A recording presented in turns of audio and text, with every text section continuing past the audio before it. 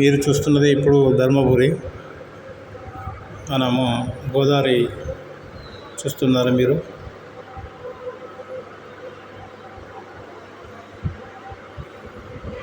వేములవాడ కొండగట్టు ఆంజనేయ స్వామి దర్శనం అనంతరము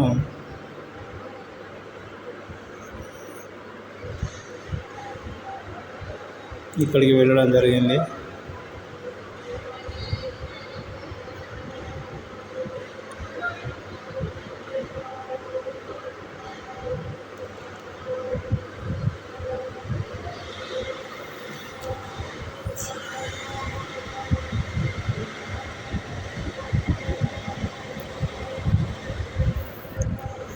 మరి కొద్దిసేపట్లో ధర్మపురి యొక్క గుడికి వెళ్దాము. ఇప్పుడు మీరు చూస్తున్నది ఇక్కడ గోదావరి.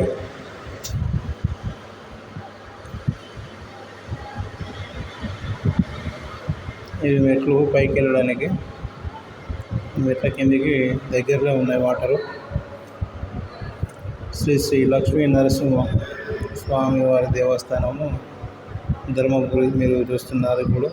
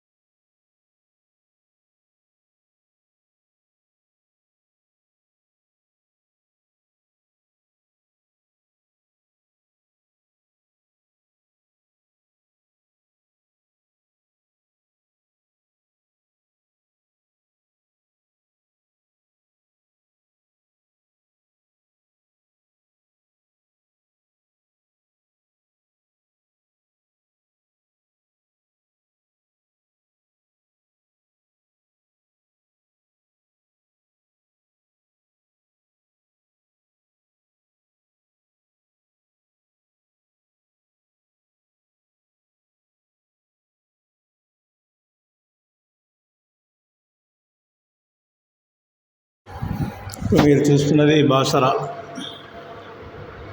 గోదావరి గట్టు మీద. ఇది మెయిన్ ఎంట్రన్స్. ఇట్లా కారు ఇట్లా పార్కింగ్ చేసుకొని ఇక్కడ శివశంతికాయ చెట్టు ఉన్నది, అది బాగా వచ్చింది, తెంపుకోండి మీరు వచ్చినప్పుడు. ఇది రాళ్ళ చెట్టు. ఇది ఎంట్రన్స్ గోదావరి పోవడానికి. గోదావరిలో నీళ్లు చాలా బాగున్నాయి, ఫ్రెష్గా ఉన్నాయి, బాగా అనిపించింది నాకైతే. సరస్వతి అమ్మవారు, శివలింగం, సరస్వతి అమ్మవారి విగ్రహం అక్కడ ఏర్పాటు చేయడం జరిగింది. నేను ఎప్పుడో గత 10 సంవత్సరాల కింద ఒకసారి వచ్చాను, కానీ ఎప్పుడు వీలు కాలేదు గోదావరిలో స్నానం చేయడానికి. ఈరోజు స్నానం చేయడం జరిగింది.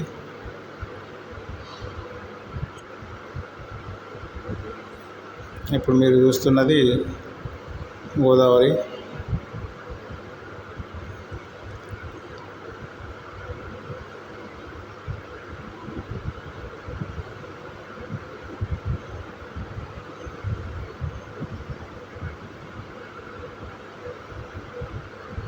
ఉదయం 6:30 అవుతుంది.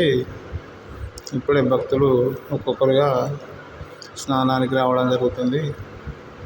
గోదావరి స్నానం అనంతరం దర్శనానికి వెళ్తారు అందరూ. నాకైతే ఇక్కడ గోదావరిలో స్నానం చేయడం చాలా బాగా అనిపించింది. వాటర్ చాలా అద్భుతంగా ఉన్నాయి, కలుషితం లేకుండా బాగున్నాయి. అది గోదావరి బీచ్ మనకి పాతది. ఇలా బోటింగ్ కూడా తీసుకెళ్తారట స్నానానికి లోపలికి. బోట్లు కూడా చాలా ఉన్నాయి. బోటింగ్ చేసేవారు కొంచెం ఎంజాయ్ చేయొచ్చు.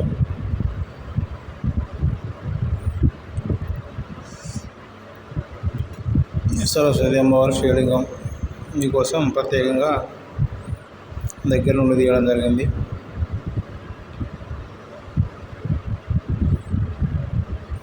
శ్రీ జ్ఞాన సరస్వతి దేవాలయం బాసరలో ఉన్నాము. ఇప్పుడు మనం గోదావరి ఒడ్డున జ్ఞాన సరస్వతి మనకు వెల్కమ్ పలుకుతూ శివలింగంతో